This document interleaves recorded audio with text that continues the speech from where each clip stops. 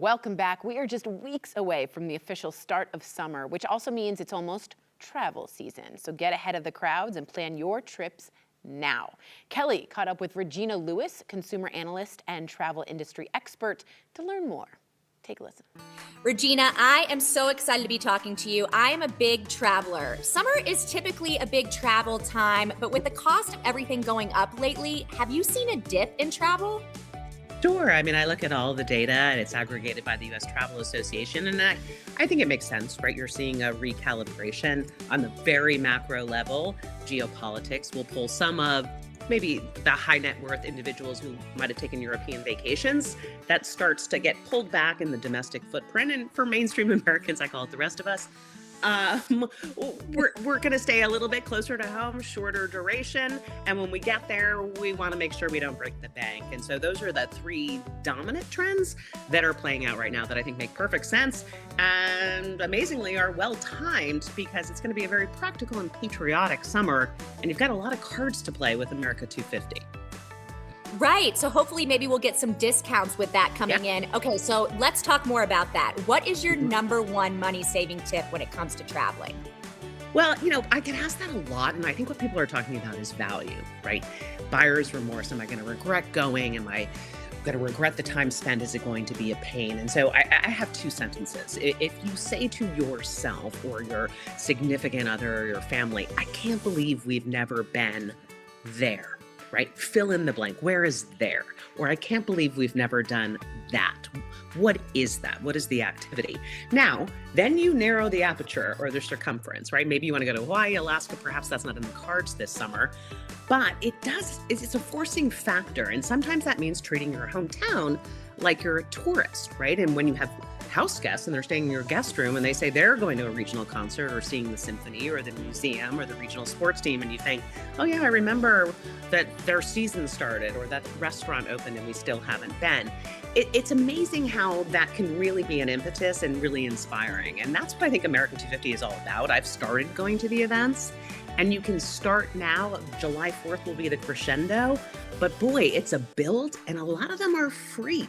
So I road tested this, went with my young adult children, and free is a great price tag. You go to brunch after and you still feel like, my goodness, this was the best.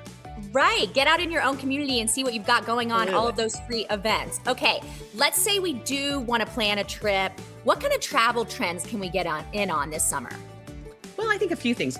Activity stack, right? Maybe instead of the destination, you say, what do we want to do? So I looked at Denver by way of example, and my goodness, if you want to see a drone, you've got 150 drone shows coming up. They've already started. And I think that's a really important point, Kelly, is that don't just wait for Memorial Day, July 4th, Labor Day. This is the summer.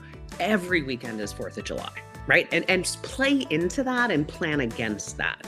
It's a wonderful opportunity. There's even I don't know if you have runners, if you're a runner, you have runners in your family, but the Declaration of Independence is being handed off in a relay across the country coming right through Denver. So I think you're right on time to start planning against these things. And the discovery is amazing. A lot of people using ChatGPT and AI tools to plan their vacations or trips, as young people call them, because of that frequency. 3 days, 2 days, in and out. Prompt it. Say, please include America 250 events. The pro tip is say, pretend I'm a concierge. What itinerary would you plan? That even gives you a next level itinerary with a greater discernment on choices.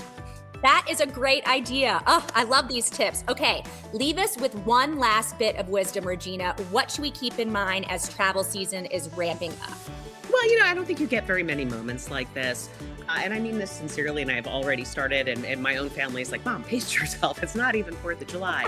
And I get it.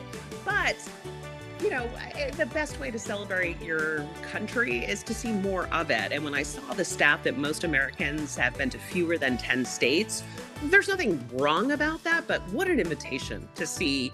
Make it Right. 11, make it 12, make it 15. And this is the moment to do that. And again, make it activity driven because you could end up discovering a lot of things that are a lot closer than you think, whether it's a regional flight or a road trip, which will be the rage this summer. And when you get there, I think you're going to be pleasantly surprised. I have been so far, and I'm just going to keep going. I'm riding this America 250 train. It's a red, white, and blue summer. And you're not going to get one like this for a long time. Right. Oh, I love that. Thank you so much for joining us today, Regina, and happy 250. Okay, you too. I appreciate it. Thank you so much. For more travel tips and advice, just head to ustravel.org.